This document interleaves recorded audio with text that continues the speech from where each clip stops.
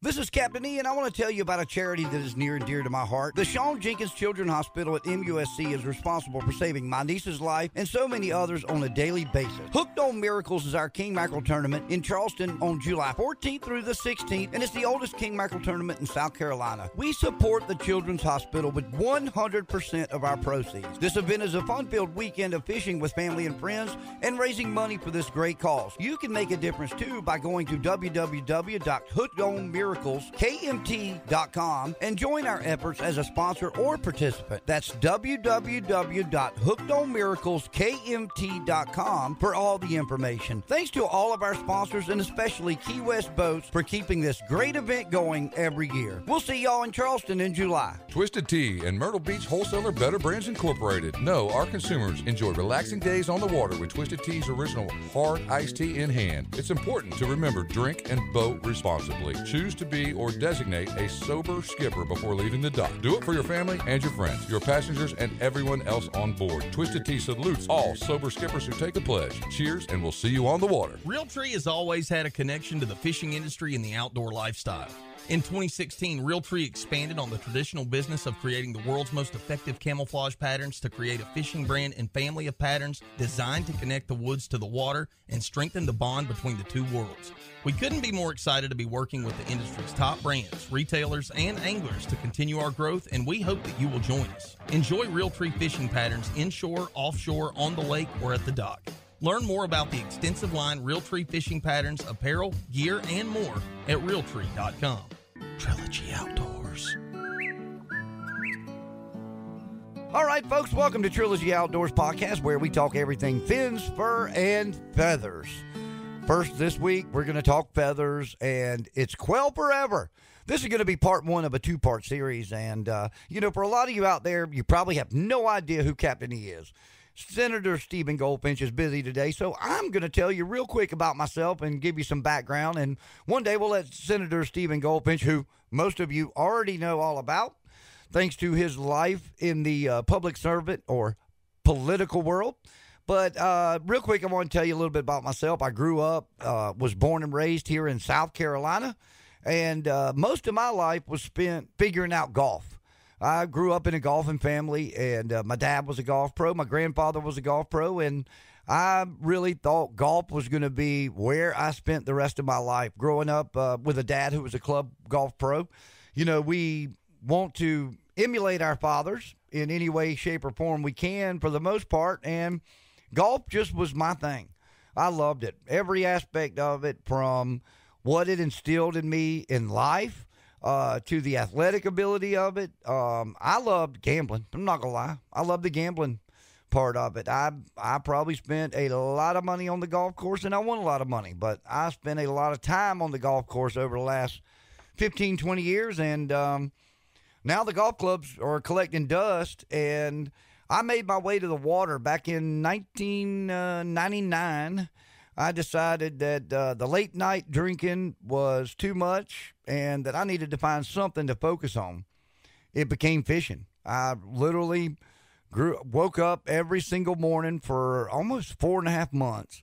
And my uncle, David Tomlinson, had loaned me his little 17-foot center console to get out and go fishing. And I got out and taught myself fishing here in Murrells Inlet, our beautiful waters here. And it was great. I tell you, I was working in the bar business at that time at the beautiful Dead Dog Saloon in Murrells Inlet, and I needed something to focus on. Like I said, I have ADHD. I'm diagnosed with it, take medication for it, and it made a big difference back then. But I really loved fishing. I loved every aspect of it. I loved learning, trying to figure things out. I loved patterning fish. I loved figuring out knots. I loved every part of it.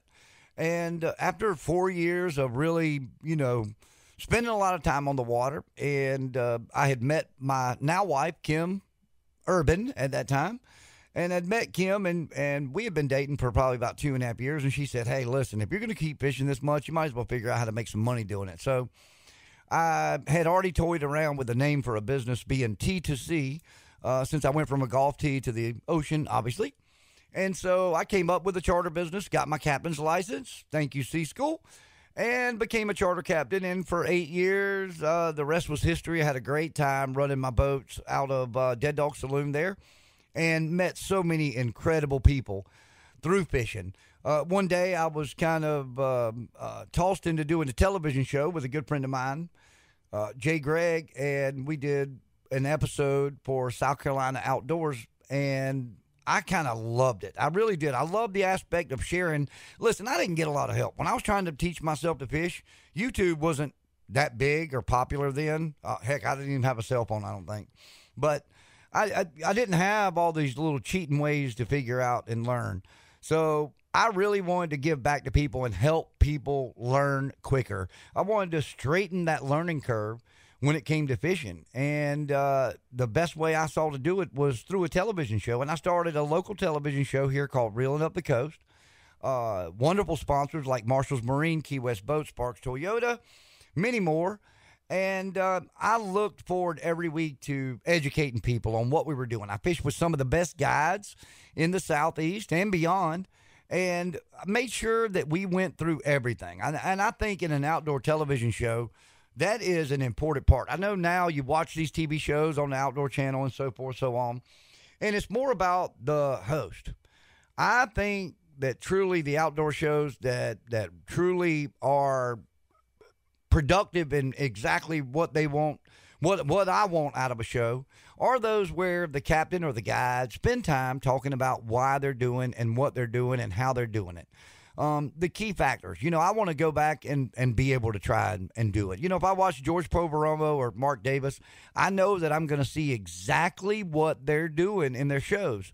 And the other show that I'm involved with, Let's Fish TV, over on Bally's TV, Barry Stokes, the longtime host of that show, does a great job. That's his important part in his 30 minutes of show, is to show you what's happening, not only on the body of water where he's fishing, but throughout the regions. And I think those are the way TV shows need to be. And that is, kind of what Stephen and I are doing in this podcast. And we're diving way deep, though.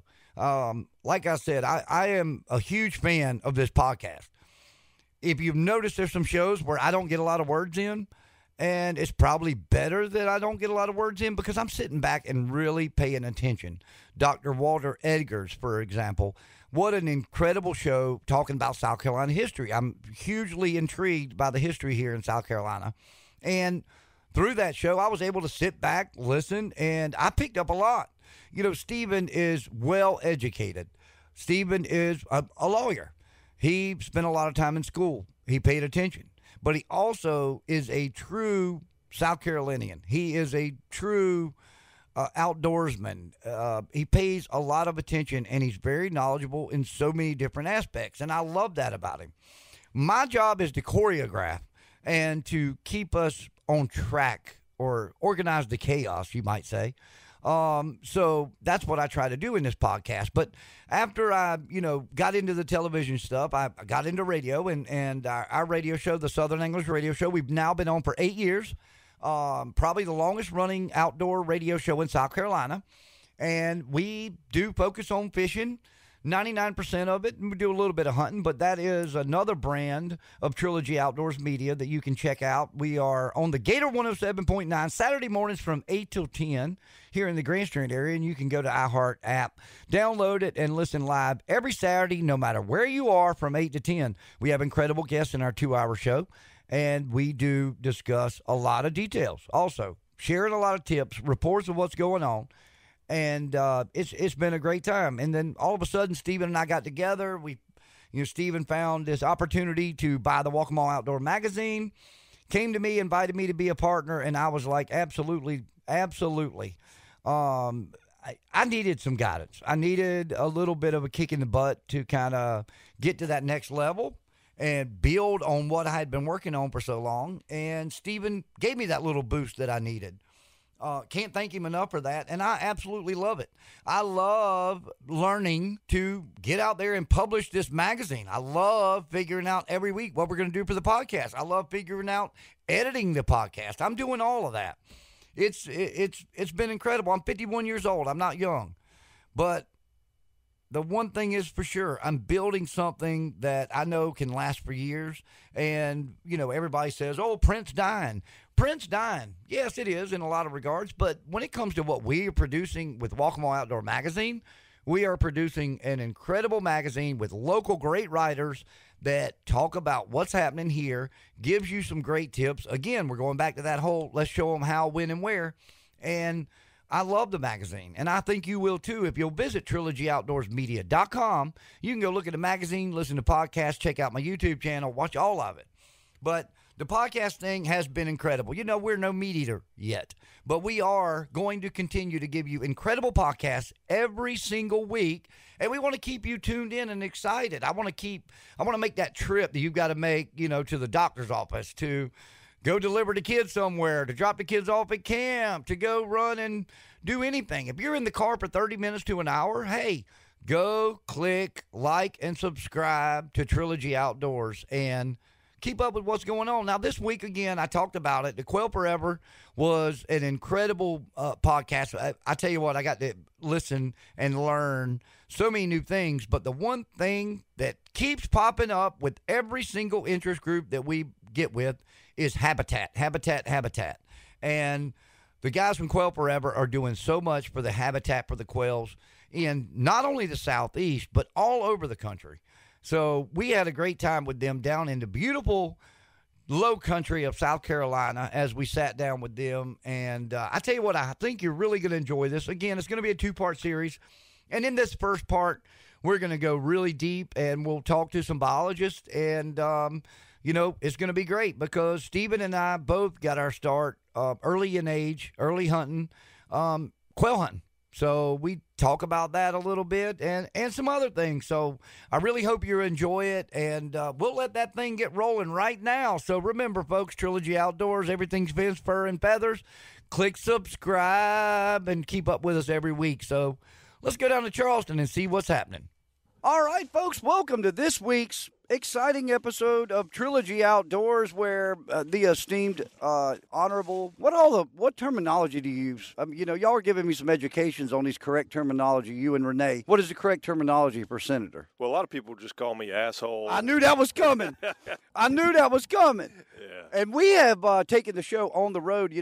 I tell you, this is about as beautiful studio as we've been in. No offense to your man cave that we've been in, but what an incredible view that we have here. And we are at the beautiful Boone Hall Plantation, but correctly, we are at the Cotton Dock. We're at the Cotton Dock in Boone Hall. We're on the creek overlooking the marsh right now, and we are at Quail Forever Banquet. Quail Forever. And, I'm really going to be anxious to talk to these guys because, we've talked about ducks, and it seemed to me that the whole common topic in all that conversation was losing land, land acquisitions, but losing land for the game and wildlife. And it sounds like from reading Quail Forever, that's their objective, is protecting that.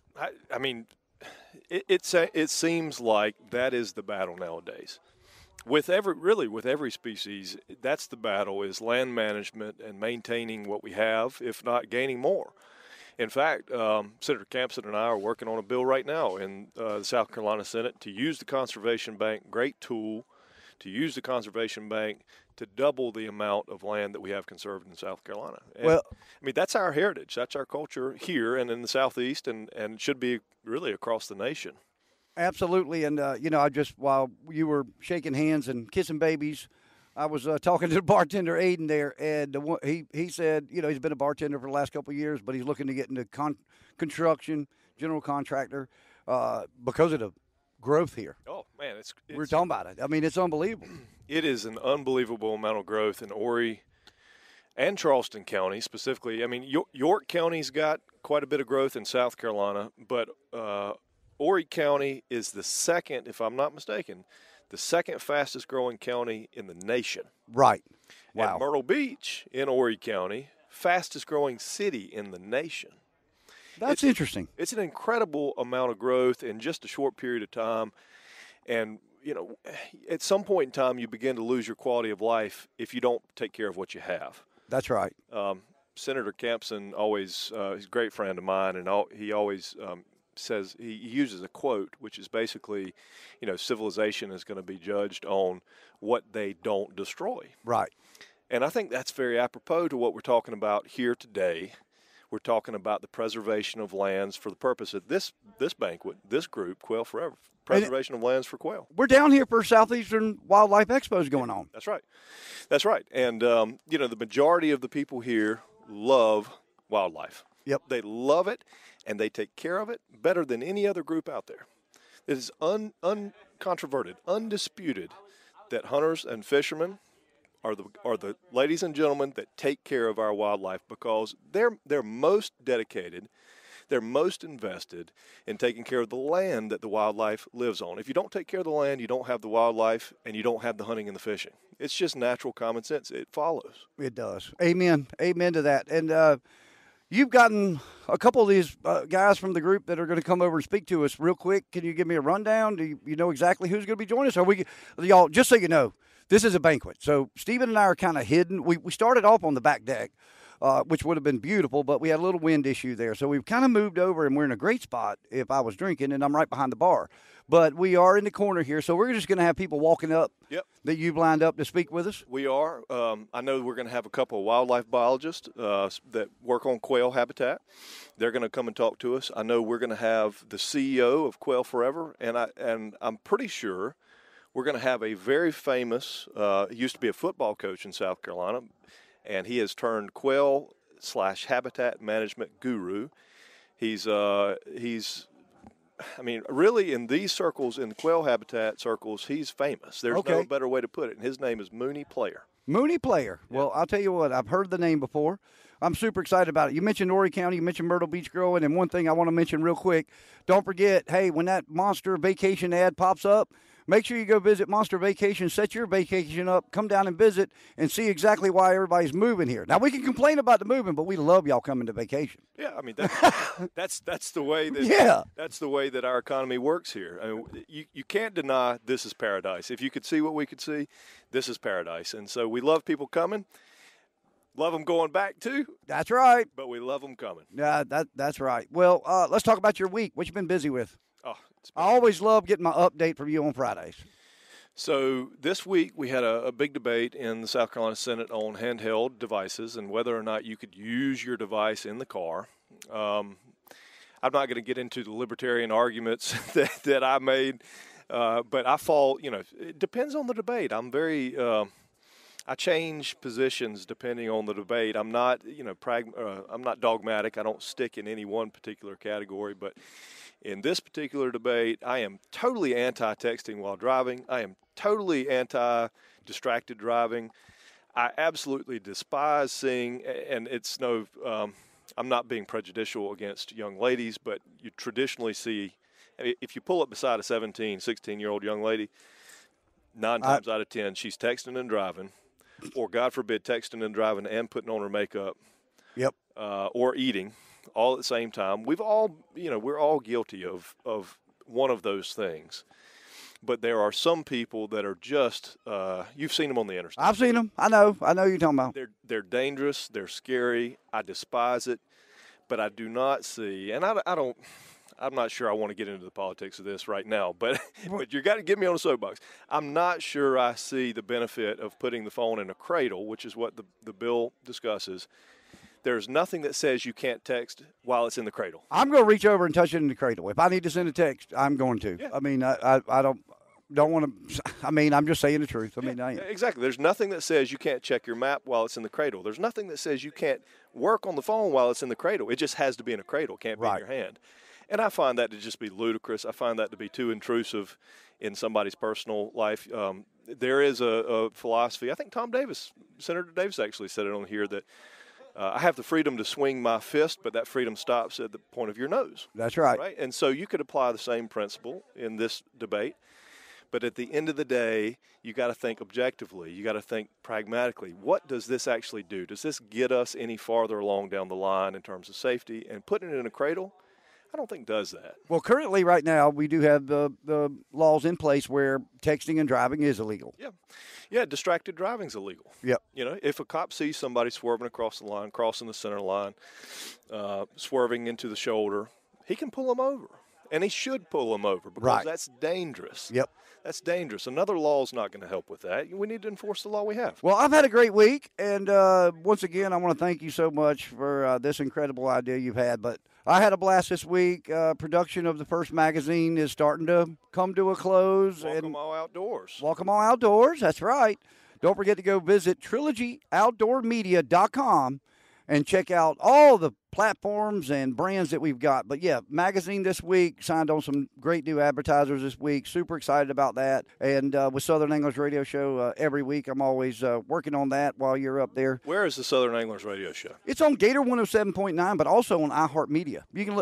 We actually this weekend last weekend, we got a couple messages from listeners in Ohio while we were doing the show. So it's worldwide if you go to iHeartMedia, but again, the Trilogy Outdoors podcast and is going to be available it's on every platform.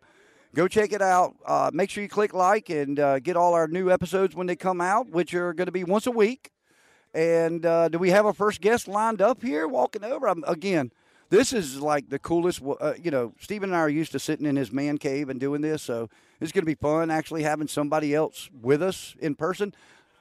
Not long ago, we were kind of sitting in a classroom with a whole bunch of students. So, yeah. But we do. Why don't you introduce our first guest here? This is Andy Edwards. Andy, tell me if I'm wrong, but I think you introduced yourself as a wildlife biologist. Is that correct? That's true. Oh, Hang on a sorry, second. buddy. Here we go. There we go. Gotta have some mic. That is Sleeping true. on the job. Let me qualify for some of my colleagues. At least I went to school to be a wildlife biologist. I don't occupy that position today. Okay. And they would definitely appreciate that. So yes, that's correct. Okay.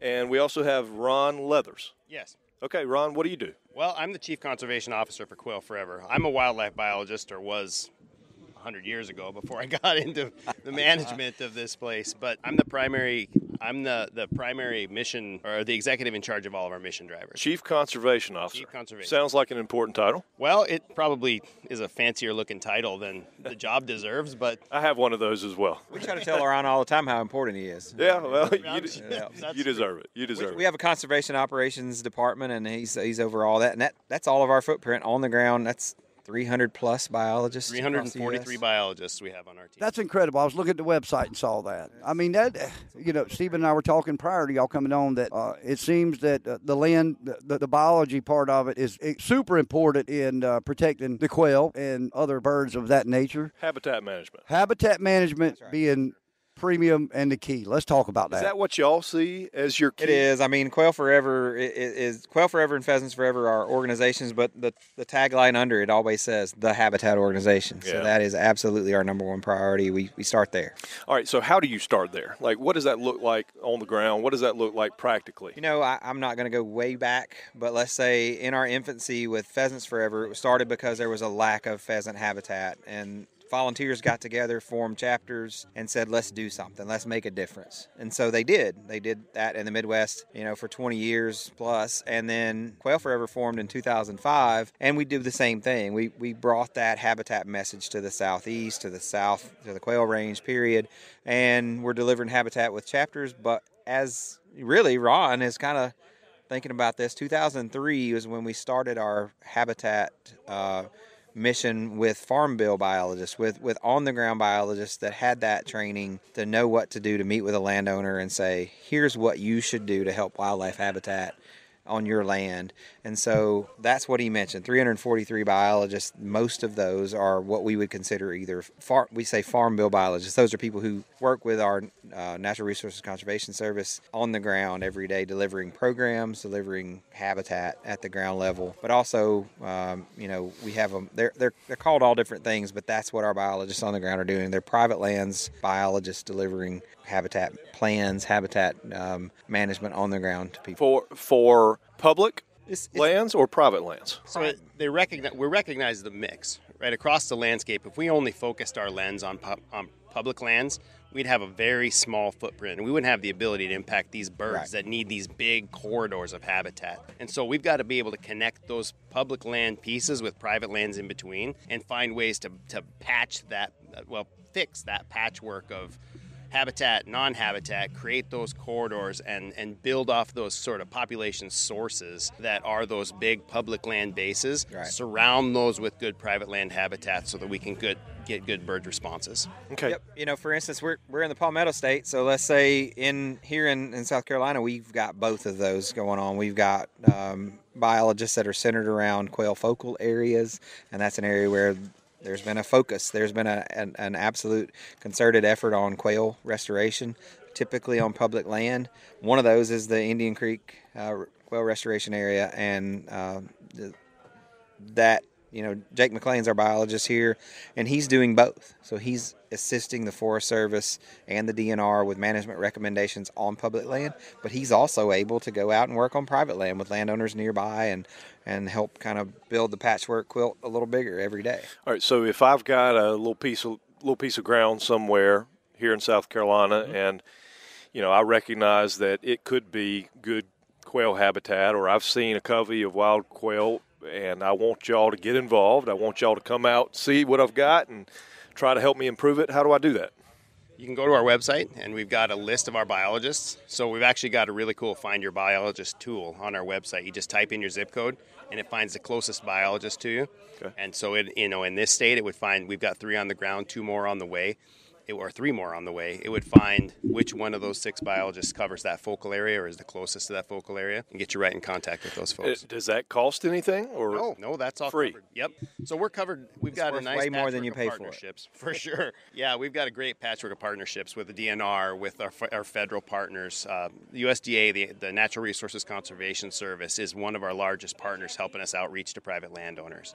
And so we've got a great partnership with them through their Working Lands for Wildlife initiative that helps fund those biologists to do that private land habitat work. Now, what kind of private land habitat work are we talking about generally? Is that prescribed fire? Is that replanting, These are management mitigation? planners. So these are guys that can help, guys and gals that can help you understand what you need to do to do the best thing for wildlife, and then help find cost share if that's what you need, technical assistance if that's what you need. So if you need to know the best time of year to go out and start that fire, they'll tell you what the best time of year is. If you need to know what that basal density of the trees are on your piece of property and whether that's in that ideal range for quail, they can do that work for you and just help you identify what the limitations are and find some resources to help with that. So there's cost share for all that. Yeah, our folks are varied across the whole landscape of. That's one thing interesting about quail populations is Texas is different than Tennessee, is different than South Carolina, but primarily here a whole lot of forest management plans, forest stand improvement plans, burn plans, thinning, burning, those sorts of things, typically in relation to a forested and a lot of times a pine forested ecosystem. Yeah, you want to. I mean, when I think of quail land, I think of usually longleaf with native grasses growing underneath, fire breaks, foliage breaks, areas that that provide enough habitat and cover for quail, but enough open ground for also shooting. Right? Yeah, absolutely, and it's interesting. And I might be sacrilegious here. I'm in the pine woods. Quail don't need a pine tree. Yeah. Quail benefit from pines, absolutely bar none, because it allows us to burn more off. Yeah. Typically in the coastal plain, we want to burn every 2 years, and we want to keep that early successional habitat there. But we're really wanting a whole lot of sunlight on the ground. So when we say, a pine ecosystem, we're talking a really low density of trees. Sometimes, at least less than 30 trees per acre. Right. Is what we love. We don't care if they're 5 trees per acre. We're fine with that. But when we start getting up around, a basal area or a stem density of 50 or 60 trees per acre, we start losing quail benefit. So we start seeing that other species are more benefiting more from that. Quite honestly, turkeys, deer, those species do better at a higher density than quail do. So you want to, if you're managing for multiple species, you want to try to balance all that out. Absolutely. Obviously. Absolutely. 30, 35 is a great sweet spot for managing for a whole lot of stuff, and it's beautiful. But it is beautiful, right? I mean, everybody, well, I think most people, especially if you've lived in the Southeast, Right. you've seen those pine forests that have been well maintained, they're thinned, 30 to 35 trees an acre. They've been burned, so you don't have a lot of ugly underbrush. It's just a pretty forest. That's right. But you often hear, I mean, the controversy is not the right word. You often hear the counterpoint to that is Out of your mouth, controversy is just fine. well, I mean, the counterpoint, the QDMA guys would tell you, that a lot of times you need more undergrowth. That's, better habitat for the deer. Sure. Right? So what they're talking about a lot of times is browse. Deer are browser, they're not a grazer. And so you want to have available browse, but I think, I'm not a deer biologist, but most of them would agree that you want available browse that is generated by constant disturbance, whether that be woody disturbance for, things that they would browse on, but also herbaceous browse. And most of the time that's the case. Ragweed, for instance, folks that have allergies won't appreciate that. But if we're talking about a plant that would, be great for all wildlife, ragweed's a phenomenal quail plant. Milkweed too, right? And milkweed is great. Milkweed's great for insect abundance, insect diversity. It does bring in a lot of insects, and that's what quail and turkey chicks need when they're trying to grow. To use a weird analogy, when you're trying to grow muscle, if you're working out a lot, you're not eating a whole lot of salads. You're eating a lot of protein. That's right. That's what quail and turkey chicks need that time of year. They need insects. Yeah, so they can provide that. We've got another guest that has joined us here. Absolutely. Mr. Player, I'm Stephen Goldfinch. Nice to meet you. Stephen, thank you for having me. Mr. Player, English Glover, very nice to meet you. English. Yeah. See, Mr. Maybe not. Well, yes, sir, I do. I'm in the state senate right now. I appreciate you joining us. Yeah. So, Mr. Player, you are if I can say so, sort of a famous guy in these circles. Well, I have had some good things happen. Well, tell us a little bit about. So, I know you were a football coach in South Carolina, right? Yes. Can you tell us a little bit about that?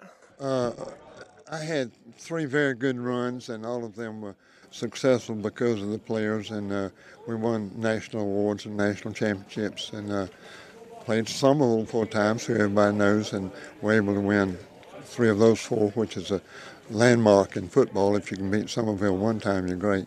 So I did have good things happen in football. Now, you're a young man, about 75 maybe or so. That's what I'm going to claim. And you got one cool hat on. I kind of like that hat. He's got a hat. It's a wide-brimmed hat that has, I guess that's a quail. We'll call it a quail. These are pheasant, people. Well, I see the pheasant feather.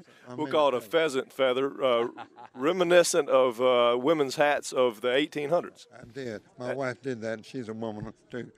That's awesome. That's awesome. So, in what years would you have been coaching, if you don't mind answering? I'm real quick. I'm just jumping on a limb because, and I'm probably going to be wrong, but I'm going to guess you coached at Sumter. I coached near Sumter. Lower Richland was a perimeter school at that time. Okay. Sumter was my home country, the way I hunt birds. I'm from Lake City, so. Okay, so you knew that. All right, so you mentioned hunting birds. I want to get there. How did you transition into a lover of hunting quail? Well, I was a quail hunter when I was 9 years old, so that wasn't a transition. That was a carry on. But I coached football with Lou Holtz for a while, and he was a very creative person. He and I shared some ideas in football that we took to bird hunting and other things. And it was a lot of things you do in football involves doing what you say you go do, paying the upfront price, pay the price. And we did that in football and in bird hunting. And I had a habit change business that swept the nation for 2 decades. And that came from Lou Holtz also. And so I was in the habit change business in New York and LA for quite a while. Habit change, meaning you were like a motivational speaker? You wrote a book? I could motivate people, and it lasted sometime 2 or 3 weeks. Yeah. So I wasn't into emotion. I was interested in people really developing permanent habits of delegating risk, complimenting people, holding people accountable, planning ahead. Leadership. And, leadership is what it was. It's common sense disciplines that you do. Sure, yeah, leadership. That's incredible. All right, so you've been a quail hunter your whole life. From what area? Started in Williston, South Carolina. Okay. I was born, raised, and from there to Sumter County. Sumter County. Right down there with me. Right, all right. And you have a quail property in Sumter? I am blessed with that through family passed down 5 generations. And that's where you do your quail hunting today? Today, that's where I do it, yes. Okay, and are these wild quail, these wild coveys? Hugo changed the landscape, and when Hugo came through, everything was flattened. Right. And you could have natural quail, but you couldn't have enough to take people hunting. Right. So I ended up hunting myself. Yes, I have natural quail, but it's changed a great deal. Right. Lake City has none now. No, we have none. Yeah, a lot of places in South Carolina, really in the South, lost most of their wild quail. You got to go to Thomasville. Yeah, that's right. That's right. We actually we have some where my property is, Gunners Island in Horry County. John? Gunners Island. Okay. Yeah, Horry County still has some wild birds. We have some wild quail, but I'm interested to know. I've heard a lot of different opinions about why that happened. I've heard the theory on fire ants. I heard the theory on climate change. I've heard a lot of different theories. What's your theory on? There are 26 of them, and I have measured all 26 of them, researched all 26 of them, and there's one dominant reason you don't have quail anymore, and that's because of deer. Deer and quail won't cohabitat. Well, that's very interesting you say that, because we were just having this conversation on browse and prescribed fire. And a lot of the QDMA guys will tell you what you just said, that, essentially you have to have enough browse on a piece of property. And if you're burning it all up, you don't have the deer. And, I would like to think that you could manage that and balance that where you have both. But your perspective is if you're going to optimize for quail, you can't optimize for deer. Not on my size farm. My size farm is less than 1,000 acres. Right. The 5,000, 4,000 people in Thomasville can have both. Okay. But unless your property is quite sizable, you can't have both. Yeah, on the same piece of ground, I suppose, right. If you're talking about a 5,000 acre plantation, you could dedicate half of the plantation to deer and half the plantation to turkey and half the plantation to quail. But you can't have them both optimized on the same piece of ground. But I think I would have never thought those two would be enemies to each other. At odds. And I think a lot of times too that it's a correlation where the habitat today is deer habitat. Yeah. On a large, and I don't mean on a 500 acre scale, I mean on a 1,000,000 acre scale. We've got deer habitat in the southeast, and we don't have quail habitat. Well, that's been quail has been a traditional form of hunting in South Carolina and in the southeast, but I think deer has been the dominant species in the South for a long time, and probably across the nation for a long time. And so, You know what long time means? What's that? In 1975, deer were in the swamps, and the South Carolina wildlife people went and trapped the deer and brought them in the upland where the quail were. Right. So the quail started down in 1975 when the South Carolina wildlife picked up deer, took them in the uplands where they'd never been, and they were an anomaly. They didn't know what they were doing for a long time, but they got rid of the quail. That's fascinating. I've never heard that before. So prior to 1975, you didn't see big herds of deer in the uplands. I never saw a deer till I was 56 years old. So we had this conversation. We just had it. With somebody. Who was it? It was about deer habitat in South Carolina. It was Dr. Walter Edgar. Dr. Walter Edgar, who you may know. He's a historian, and he said there were no deer in South Carolina until about when he says no, 60s and 70s. When he says no deer, he means very little deer until 60s and 70s. The fur trade through the 1800s wiped them out. You had them in Horry County, and they had them in anywhere there's swamps. Right. You could have deer back then. Right. But not the upland counties. No, there were no deer. That's fascinating, and that's why. You believe that's why the quail disappeared? They don't cohabitat, and I don't know the biology that causes that. But when deer come, quail are gone. Wow. Unless there's those big Thomasville people who got, amazing pieces. Sure. So should we be managing for quail, or should we be managing for deer? Put you on the spot. You're not going to offend anybody, trust me. Complex thing. It is. When you say manage for quail, I have some quail that are in their 5th generation. I caught 2 quail recently in their 3rd generation, and manage for quail is a very complex situation. What do you mean you caught them when they were in their 3rd generation? What does that mean? Abandoned them. Okay, yeah. And went back and found them just 2 days ago. I found 2 birds that were in their 3rd generation, and I have the tags banded, and I do that with artificial birds that I release. Right. And check on them. My birds are natural birds, but I have one area where I have released birds. So you're doing a little research of your own there with these released birds. I've been doing that for forever. And so does a released bird, I mean, my understanding from my quail hunting time, released birds don't survive very long in South Carolina because they're not acclimated, predators get them, but have you found that to be different? No, that is a fact. Okay. He shot birds yesterday, and tell me whether the birds you shot yesterday were second generation released birds or natural birds hatched on the place. I don't think the one I shot was a natural. We've already heard this story on the. We've We've heard this story. Yeah, that bird struggled a little bit to get up in there. Oh, that one bird, yeah, he got caught in the wind. Yeah, he he did. shot it. Okay. The one that got caught in the wind. Bad case. He dusted one, huh? Oh boy. Yeah, it got caught in a little bit of wind and couldn't quite get off the ground there. But Yeah, speak right there So, if you want. Mooney, I ask you a question. You said you're 75? I did. This is David Clipper joining us right now from the You're state. not lefty, are you? I'm lefty. I'll be quiet. All right, Mooney, your secret's safe with me. 30 minutes from now. His secret is safe with us. You know, I'm going to say quail hunting. The biology, leave it all aside. The first hunting I ever did as a kid, principal there that had come to Lake City. I was, I think, 8 or 9 years old. Came to Lake City, made good friends with my dad. My dad was a golf pro. I didn't get to hunt much. He was the golf pro there. He didn't hunt. He was always working. Took me on a quail hunt, and I don't know what I enjoyed the most, the dogs or the birds. I don't know which part of the two. And since then, I've done a lot of quail hunts. Most are released birds. Probably all of them were released birds. But I'm still the same way. I get caught up in the dog and half the time miss the bird. Yep. Like and I really don't care. It's just watching those dogs work. You are an anomaly. Well, that's sad. You know, I mean, No, man. I hope you're not. I kind of feel like we might be that same anomaly So, because it's yeah, the and- same concept. And Mr. Mooney, I absolutely understand, and I think that can be the case where, but a whole lot of our new people that come into Quail Forever, honestly, like I'm 44. We've got guys that are coming in that are 30, and that's why they got into the sport is the dog. They don't care if they get. They would love to get a wild covey flush. They would love to, get a point, get a wild covey flush. That's a successful day for them. Now, I don't know on a grand scheme of things if that's great or not, because we want people to have a lot of opportunity. But really, I think they're happy with that, and we're able to realistically provide that.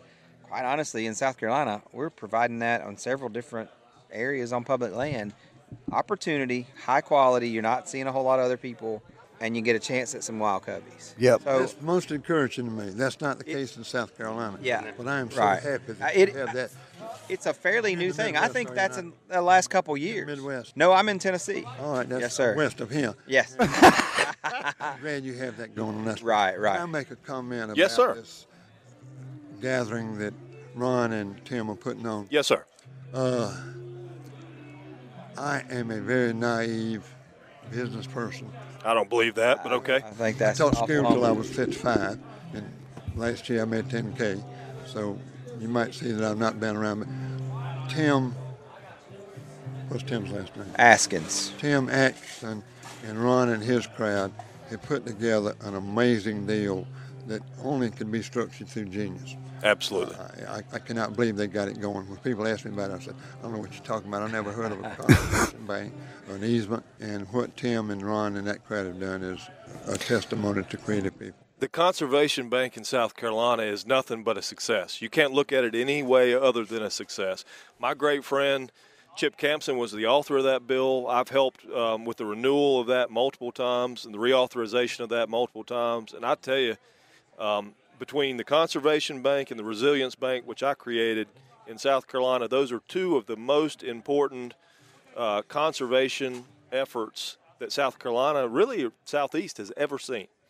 And I think we're going to come close to doubling the amount of lands conserved in the next 10 years. That would be great. Thank you. That's great. It would be a great thing. It would be a great thing. And I know you're helping with that. And really, South Carolina, South Carolinians, the nation anybody that loves wildlife management, habitat conservation, they should be thanking you for your contributions. This is beyond me. I'm a tagger in, catching on to the back end of it. But these people, Tim and Ron and that crowd that put it together, were way over my head. I'm glad to benefit from it. Thank y'all for having me. Absolutely. Pleasure having you. Thank you so much, sir. We appreciate you being here. Thank you. You did shoot a bird that flew up in there. I did shoot a bird that flew up about 10 feet. I'd like to, he's walking away, so I'm going to take the opportunity. He can't hear me. But, he was talking about 75. I'd like to say that he might be a little older than that, because yesterday he mentioned that his friend he was hunting with, they had been hunting together for 76 years. Well, you Wow. feel, right? 76 You are as years. old as you feel, and He hunted wild bears yesterday in South Carolina. If you've got a hunting buddy 76 years, Yep. you've been doing some good stuff. Yep. Yeah, that's very true. You can only be so blessed to have had a It's hunting either buddy too for good or too 76. very tolerant people, and It's probably a little the bit fact of that both. they're active for that long is amazing. That's true. That's true, right? That's great. So I guess what did he correct me on the fact? I love the dog part of it. I mean, Oh, no, it I sounds think- like y'all do too, but I love the dog part of it. I think that is something that maybe it's generational, but I feel like, quite honestly, 30-something folks, feels weird to say that. They're younger than, they're way younger. I act about 12 sometimes, but they are absolutely in it for the dog work. They're in it for, the local food movement. They're in it for kind of knowing where they're in it for the outdoors, just to get the experience. And I think our dog people have absolutely reinvigorated the sport a little bit in some areas. Well, that's what I would like to think that too. And I often wonder, you got to sort of be self-reflective and wonder, are you in a bubble, right? Sure. Are we in a bubble? There are people that I'm embarrassed to call hunters. In all walks of hunting and fishing, quite Absolutely. frankly. I mean, and you know who I'm talking about, right? I mean, the guys that take pot shots, the guys that are sky busting, the guys that will go and shoot 100 quail for the purpose of nothing other than shooters. shooting quail and meat hunting. That's right. And that's not the tradition, right? I mean, that's not our culture. That's not our heritage. That's not what quail hunting is about. That's right. And that shouldn't be what deer hunting is about or turkey hunting is about. This, this whole movement of turkey hunting in the fall with rifles. I mean, it's a ludicrous idea to me. There is nothing. I mean, I'm getting off on a tangent. There's nothing weird, sporting about that. Feels a little I'm sorry. unfair. I'll have to agree. Yep. There's nothing sporting about. What good is a turkey hunt if a turkey's not gobbling to me? I'm ready to just go home. Yeah, he's I'm sure those same guys at that point. would argue with us that putting a decoy out there or putting two pins together like you and me and walking up to the bird and coaxing him to come run to you turkey hunting, I'm sure he says that's not fair. That's not hunting. Well, and I got it, right? But at the same time, a spring turkey hunt, we're getting off quail. So We'll be back. Man, We hunt them all. we'll get back Tis to the quail. season. I'll talk turkeys all day long. That's You in the right group. Yeah. But a turkey that's strutting and gobbling and really focused on breeding. I mean, let's just break it down to that. Sure. Focused on a gobbler that's focused on breeding. There's nothing like it other than an elk that's in the rut. That's very similar. very true. An elk that's bugling is like turkey hunting on testosterone. That will He's put a your hair Wyoming up. native. He could absolutely attest. Yeah, I to grew that. up out west, and I hunted elk from the time I was about 10 years old. There is nothing like that sound. Nothing like it when they're rutting hard. Yep. Same thing with turkeys. Nothing like it when they're gobbling hard. There's nothing you can bang two pots together and they're going to go. They're That's just an going. awesome interaction. It is an awesome interaction, and to diminish it down to shooting them with a 22 from 100 yards away or 200 yards away is blasphemy. Nothing less than blasphemy Preach to on, me. brother. Preach on. You're good. Right, Yeah. and the same thing applies to what Mooney was just talking about. So I hope we're not in a bubble. I do hope that there's a generation of folks coming up that really I really believe in the sport I of believe it, that.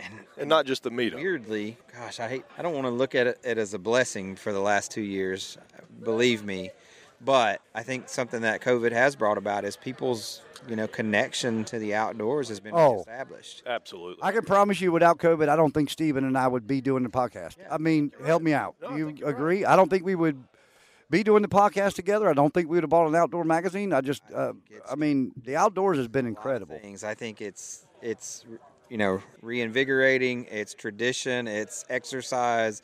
It's local connection to, your food source. It's a lot of things, and all those are good. That's great. And so I think small game hunting kind of plays right into that. I think it really, really helps people connect. It's way less daunting than big game. You can get out and you could squirrel and rabbit hunt pretty easily without even having a dog.